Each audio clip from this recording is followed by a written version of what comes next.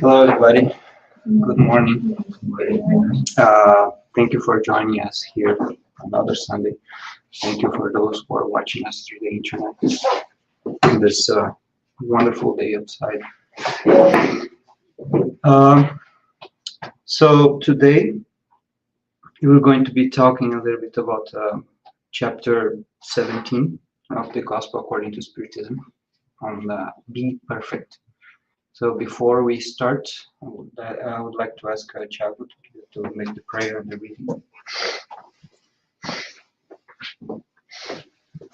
Good morning, everyone. This message is from the book Happy Life, psychography of Divaldo Pereira Franco, and authorship by Joana de Angelis.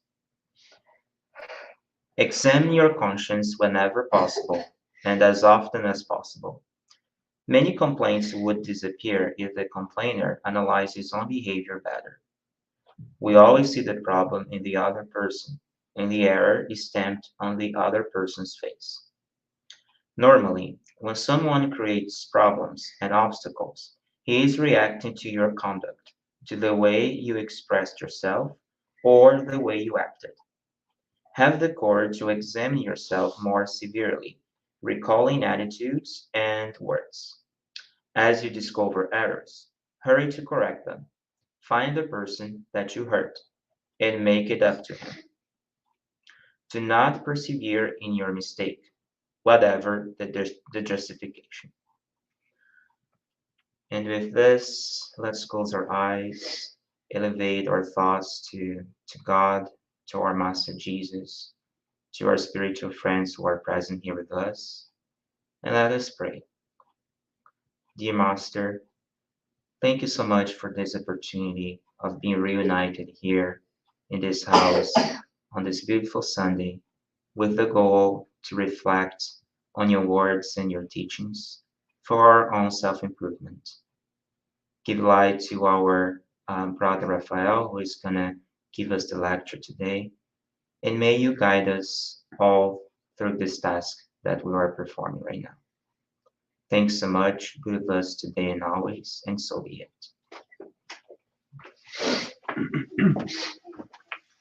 Thank you, Thiago.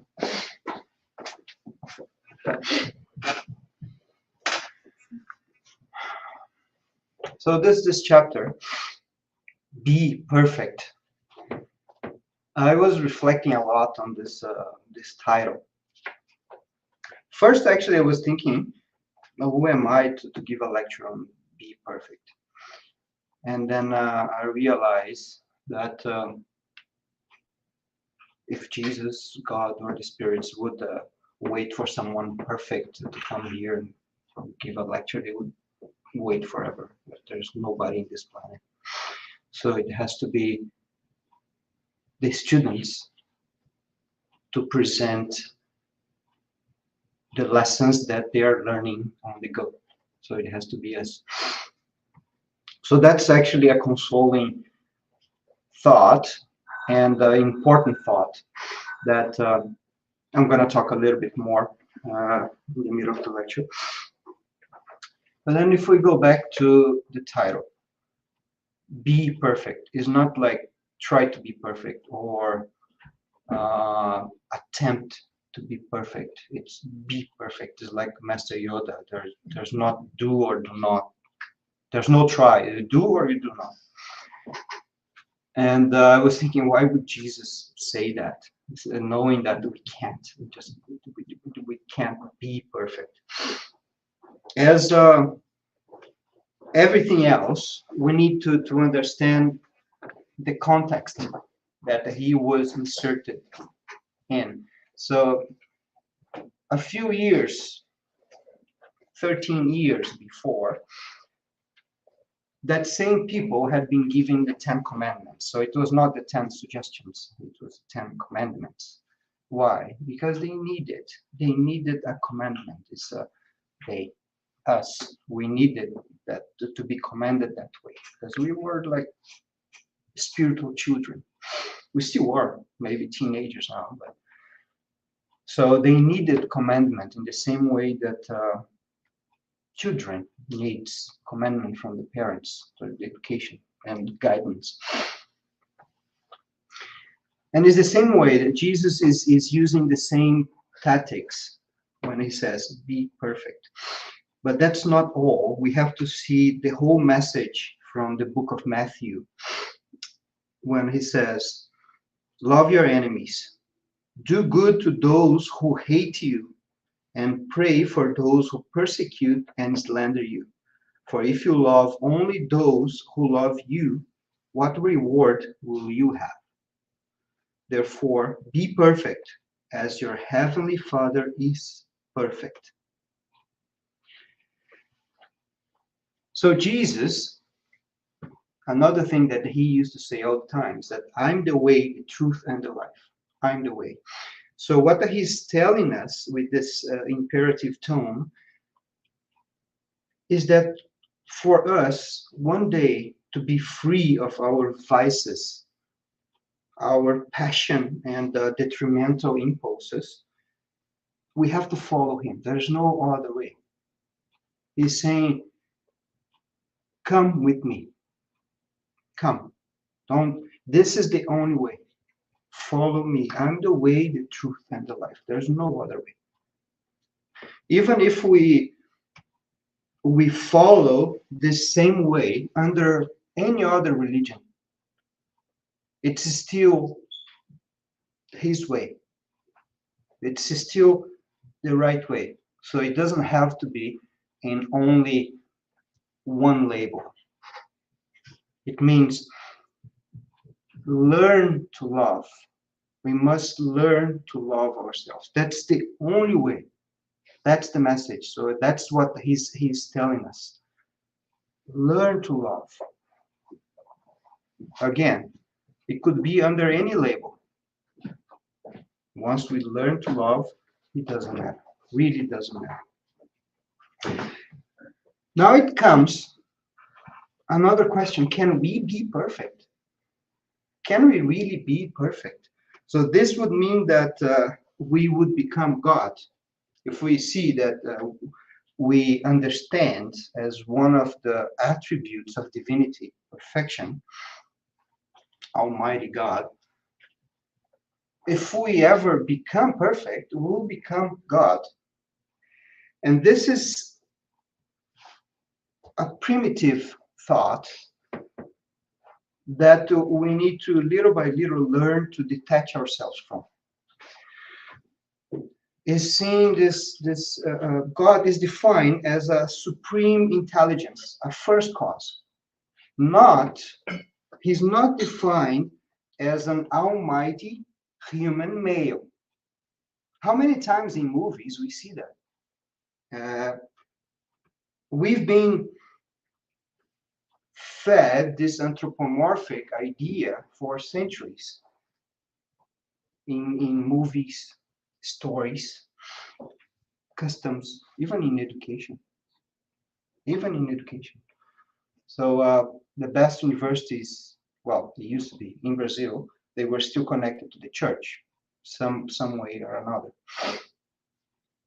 And if you do an education, even in engineering, you have to study religion. You have to. I left Brazil a long time ago, so I don't know if it's still like that, but when I did my course, I failed religion. So I passed all the calculus, all the physics, but I failed religion because I could not just accept the dogmas. But eventually I passed. But we still had to study that. So we are kind of this vision of God, this anthropomorphic God, it has been fed to us for a long time. But we need to try to, and that's the whole discussion between religion and science, is because we still have that vision. We still have that there has to be a creator, and nobody is a man. For some reason, it's always a man. And science cannot defy him. But it's completely different. So it's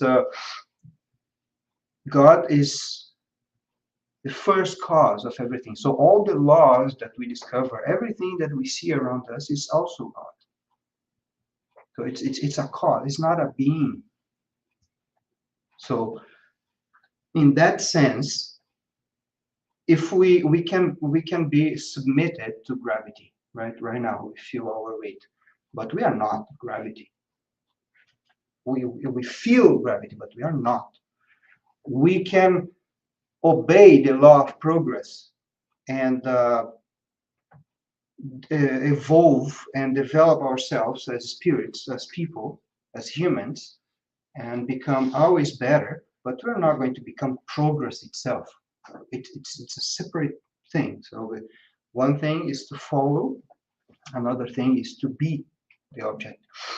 So by that sense, we're never going to be God. We're never going to reach a point where we will be the laws that rule the universe. No, we're going to follow it. So that's the view of God. It's the same thing with love.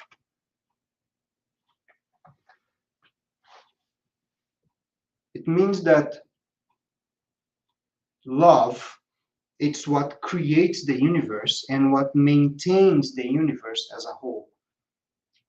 And the more we study, the more we learn to unlock that view inside of us. And that's what Jesus means by be perfect. But there's one thing. Love, it's inside all of us. But in order to unlock it, this is a very interesting thing about human beings, about us. In order to unlock it, we need reason. So this is something that Jesus understood, and he was always trying to teach us how to unlock it, how to learn to be perfect, how to learn to love each other. There is one passage in the book, this book here, Jesus in the Home. So it's a very interesting book because this is Jesus at Simon Peter's house, and they have like the gospel at home, the same way that we do gospel at home. They used to do that, but every day. And most of the time it was during the dinner on the dinner table. They were friends, sitting together, eating together, and discussing the gospel. That is the scenario that Jesus used to provide his teachings. So it's very interesting. And in one of these chapters, in one of these situations, the disciples were saying that they were expressing the difficulty of being a follower, a disciple of Jesus, because they loved the gospel and they wanted to spread the gospel, but people were not so receptive. There were people that were receptive to the gospel, of course. We know that when Jesus delivered his Sermon of the Mount, there was a lot of people listening to him. So there were receptive people, but there were always those who didn't like it very much. Well, he was crucified. And these people, they expressed their hate and their that they were displeased with the gospel, sometimes in a violent way, or even with words or physically. And the disciples would say, but it's so hard. People are just so mean to us. And then, of course, it is always the same. Jesus listens, and then he thinks, what is the best way to transmit the message? And most of the time it's through a story. He said, I'm going to tell a story.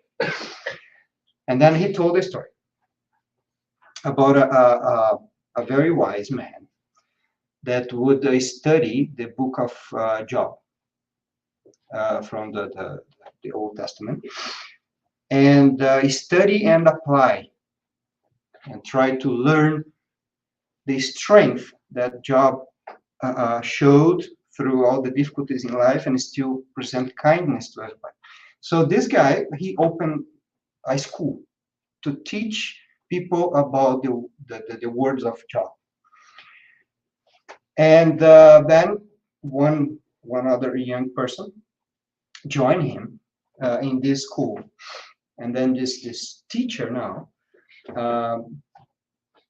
he took the young apprentice to the streets and said, okay, you want to learn how to be strong as Job? Okay, but it cannot be sitting here. It has to be up there. Let's beg for alms. Let's beg for money for us to support our school. And then they started. And then they go to the street and then they beg for money. And then people start treating them bad. So there was the first man came and was very rude to them. Very rude to them. What the hell are you guys doing? So who do you think you are here? And the teacher, because this was all part of the lesson. So I'm going to teach you in the real world. And then the man, the rude person walked away and they followed and they saw that short after their encounter, the guy fell on the floor with a terrible illness. And then the teacher said, you see, that person is a very sick person. So he is in pain. So now you understand why he was rude to us. We were just there. It has nothing to do with us. And then they continue. And then there was another person that came, didn't give them any money, just scolded them and told them terrible things. And then they went after that person. It was always following, very creepy. And then they followed that person, and then that person went to the funeral of his daughter. And then he was weeping and suffering a lot. So another lesson. And it went like that. So there was another man that was that has a very serious mental illness. Another one that had just become a slave. So at that time, if you cannot pay your debts, you can sell yourself as a slave. And then you become a slave and your debt is paid.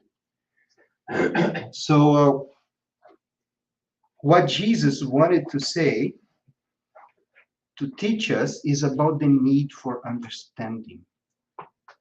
To understand those who create the difficulties that we need to go through life, those teachers, and to understand other people's suffering. So this is part of learning to love. It's part of being perfect, connecting to God. I'm going to read just one part that the words that Jesus used to close the teaching that I think is very interesting. Whenever we meet up with bearers of affliction, we must show mercy and help them to regain inner peace. The bull still has horns because it has not yet received the gift of wings. So the bull, it's not light, it cannot fly away, and it still have horns that hurt other bulls or other animals because it hasn't learned yet to fly. So it's like an analogy, and the bull is us. We have our horns, and we are far from being light enough to fly.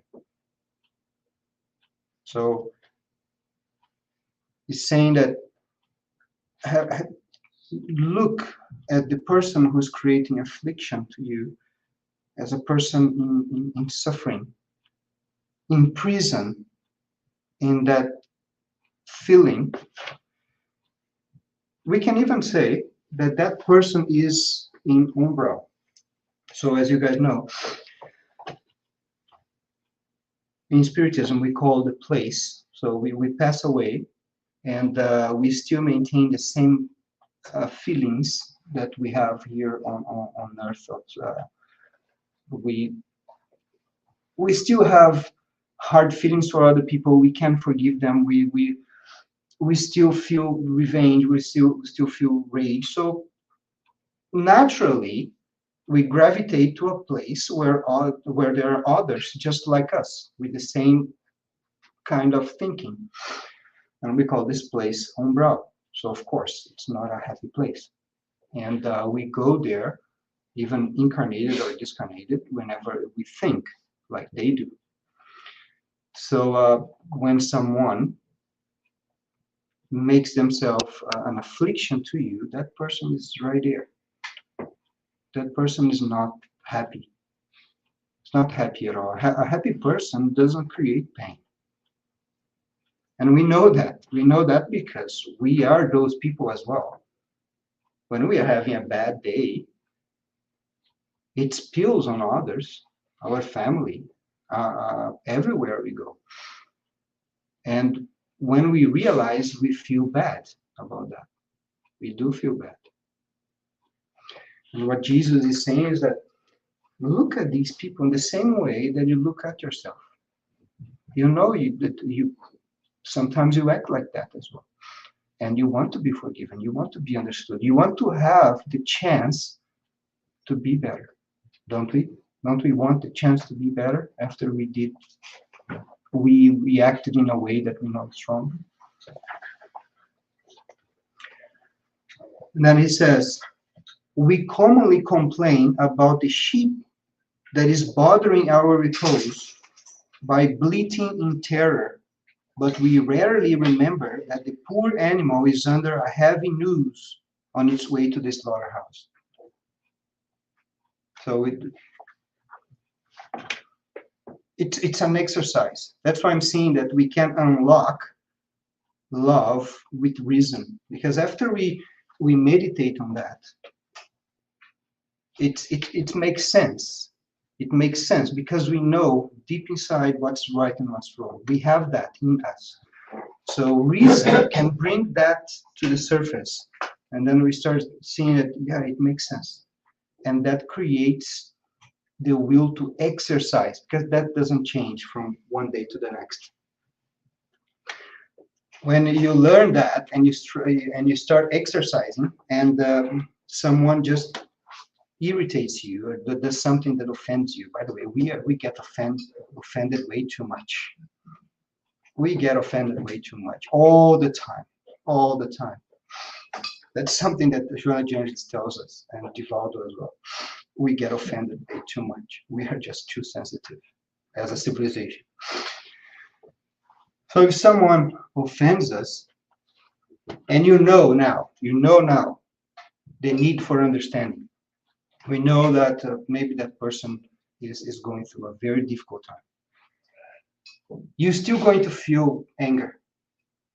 It's like your mind doesn't touch your heart, but that's the exercise. That's the exercise. You keep trying,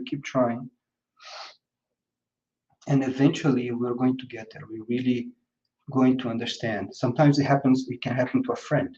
Friend, it's the one that offends us, and we know exactly what's going on in that person's life.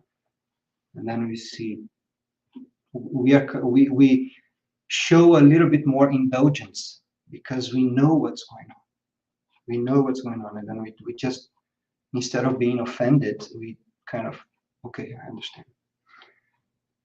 So we already know how to do it. It's just that we need to become a little bit stronger.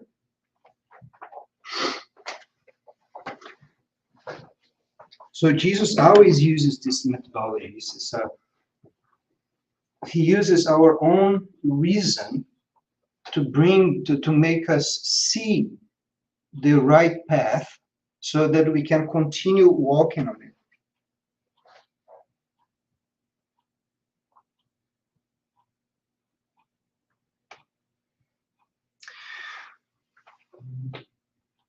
And then we go to another part that I think is very interesting, still on chapter 17 from the Gospel, when they talk about the moral person. So okay, we can't be perfect. The be perfect of the title, it means the process of learning to love. Okay, but then how can we identify that we are doing the right thing, since we cannot change from one side to the other immediately? So then under this chapter, there's a title that says moral person. How they define a moral person. The spirits, they tell us, they study their own imperfections and strive incessantly to combat them. All their efforts are focused on being able to say to themselves tomorrow that they are better than they were yesterday. So it's not about the goal. It's not about being perfect. It's about the process of self-improvement. That's the key. That's how you know that that is a moral person. He's a person that when there's a mistake committed, that person try to understand what's going on inside of me. Why am I feeling this way?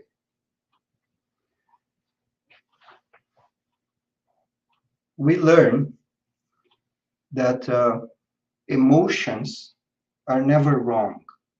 We can't have wrong emotions. They tell you what's going on with you. So they have to be studied instead of just bottled. So you can bottle emotions, that's not healthy. But you can try to understand them, understand what's going on with you. Actually, this is the heart of therapy. When you go to therapy, what is it that they do? They talk to you, they make questions, and they try to see what's going on there. And then what is the mechanism that they use to make you feel better? Reason. They develop the reason connected to that particular emotion, so then you can work on it. That's the same thing that Jesus was doing when he taught us about the need for understanding others. And that can only work because we know inside of us what's right and what's wrong. If we didn't, there's nothing you can say to make that person see reason. There's nothing you can say. The seed is not there. Then Jesus' method, it wouldn't work.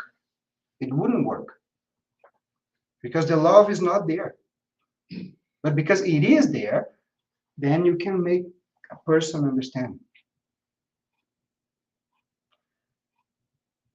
Who never committed a sin, throw the first stone. That's the passage with the woman who committed adultery, and they all wanted to kill the woman. And say, okay, can you judge this person? If you look inside yourself, can you judge this person? Can you change that lens to yourself and be as strict as you're being with her right now to yourself? That wouldn't work if we didn't know that that was already wrong. It wouldn't work. I would just throw a rock anyway. That's the beauty of what we do here, is try to bring bring the best of us with reason. The best that is already inside. It's already there. We're just, all we do is learn about ourselves. Try to understand all these emotions that go through us and try to educate them.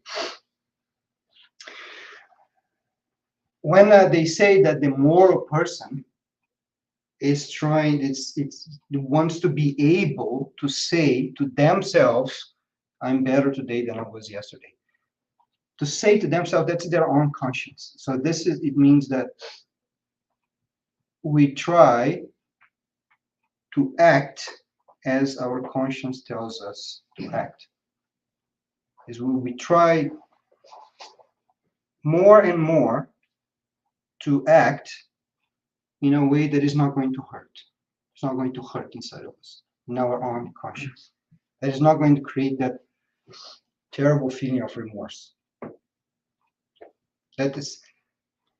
That's why we use pride so much to kind of, when we make a mistake and we don't accept that mistake, even when we know that we did it, and then we put all these shields and then barriers on them.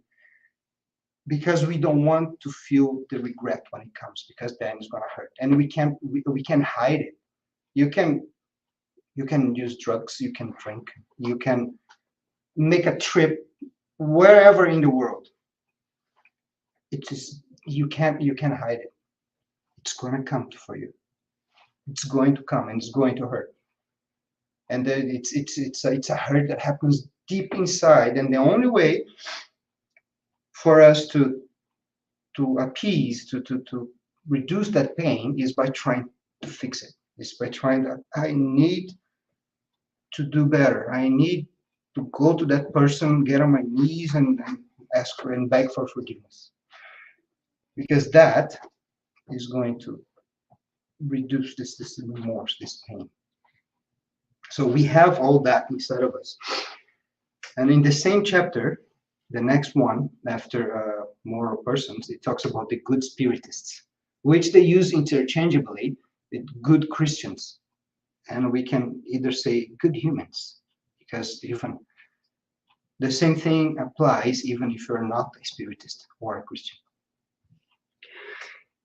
And they define these people as that they are recognized by their moral transformations and the efforts they make to overcome the evil inclinations. Okay, how do we recognize this on another person? How can we recognize this effort to be better on another person? There are some ways that we can observe. For example, someone that makes a mistake and it really tries to fix that mistake. It goes out of the zone of their zone of comfort to try to make things right. If they hurt us, they come and apologize. Which is that something comfortable to do? Does anybody really feel comfortable in kind of saying, humble yourself and say, sorry, I really made a mistake? What we do is that we immediately, after apologizing, we start explaining why we made that mistake. Oh yeah, you see, I was very sick, I was very stressed with my work, or I have this. So we start explaining why we did a mistake. So that's us trying to bring back our pride, because we drop it to apologize, and now we are taking a little bit back, because it is hard to accept that you made a mistake. And that's why it's so important to do it. That's how you recognize a person that is on the process to improvement. After you do that, you feel better, so you know that you did the right thing. People try everything they can to avoid a situation or when there will be a trigger for an addiction. They try everything they can. They know that there's a weakness there, and they try everything they can to prevent that from happening. That's another attitude that we can recognize from other people. And then we ask, are we good spiritists or good Christians or good humans? When we think, am I a good person? Maybe it's better if we just don't label. If we just don't label ourselves. We just try to do the best we can and forget the labels. But the question has a purpose. There is a purpose on me asking that. Because there's an issue that happens to many of us, which is self-rebellion. We learn what it is to be correct, or we develop the reason that tells us what is the right decision to make. And then we don't make it. Situation occurs and we don't make that decision that we know it was correct, and we make we have an impulse, or we lose control of our actions and our words. And what happens is that we can't forgive ourselves. We can't. I go to the Spirit Center, I go to the studies, I learn and I read all the books. How can I still make that mistake? Sometimes we don't even realize that we're doing that. And then we start creating self-punishment. I'm going to work more. I'm going to work 14 hours a day because I don't have the right to rest. I'm a very imperfect person and I need to do better. That's not useful at all. That's not useful. We have to respect ourselves.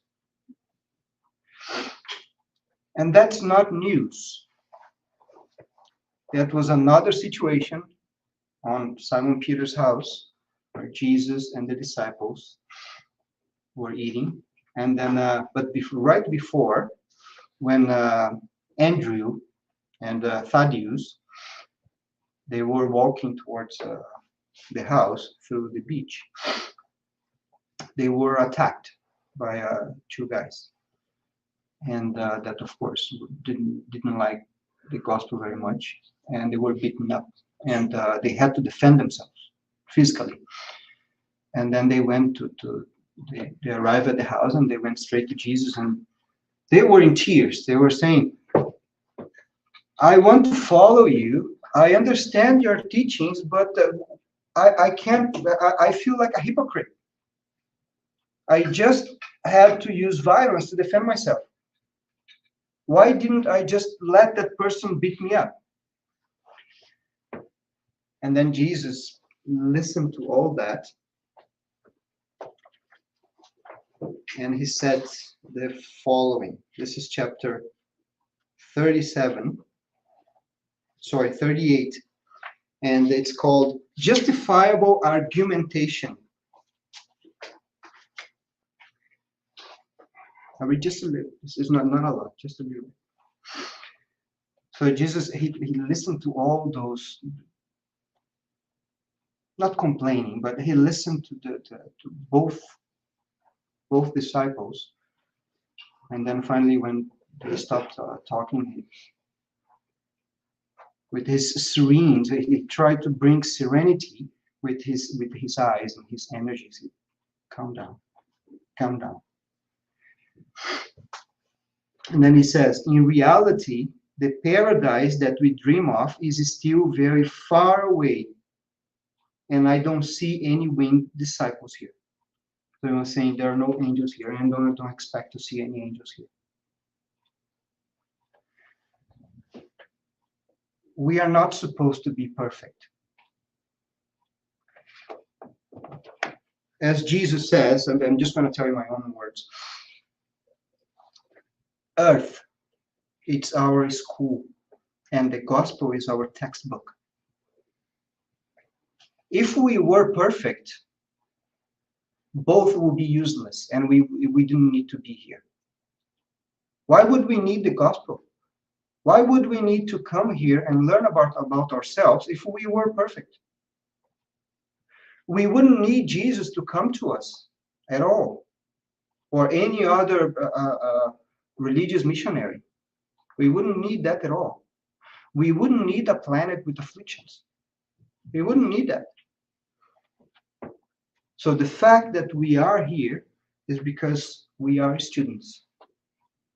And the gospel is to teach us how to get there. So be perfect. It's a process. It's not an ending. It's a process. And Jesus was telling the disciples, you made a mistake. It's okay. It's okay. I don't expect you to be perfect. I did not take you as my disciples because you are perfect. No, it's because you have the seed of the will to improve yourself. And in doing so, others will follow you. So it's not about being perfect, it's about the process, the effort to be better, to do better. And so we should not rebel against ourselves, to punish ourselves, or to bottle our emotions. We need to understand and try to be better. If we make a mistake, okay, learn from it. Don't let regret to just bring you down. That's not useful. If you feel regret, okay, that shows you that you did something that is against your own conscience.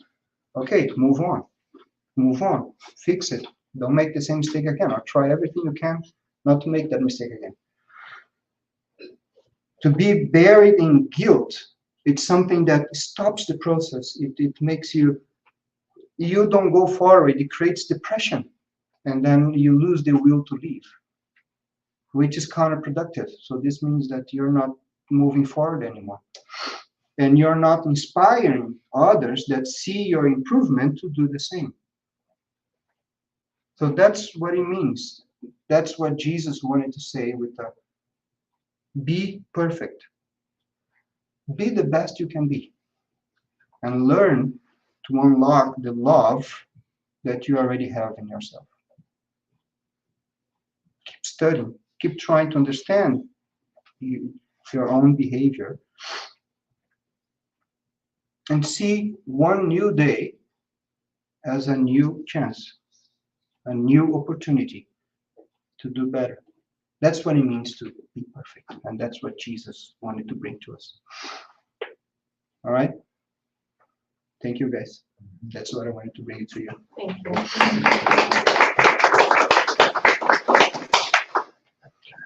All right, so is there any comments? Any questions online? Nope. Nothing? Nothing else? You guys are all good? Ready to be perfect? Just remember that it's an exercise. It takes time. And for some time, it's going to be uncomfortable. Yeah.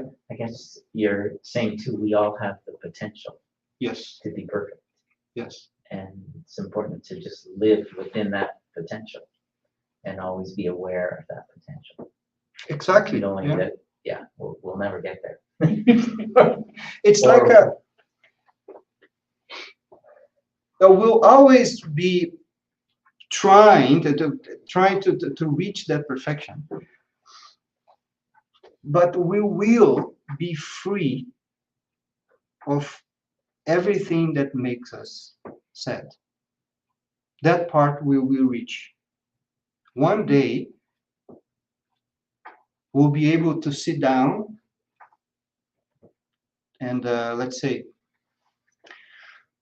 look to trees and all the colors and really see that beauty, because there's not going to be any worry or any remorse or anything that is bringing us down. We'll be light, and we won't have the horns anymore. We're going to have our wings to fly. That point we will reach for sure.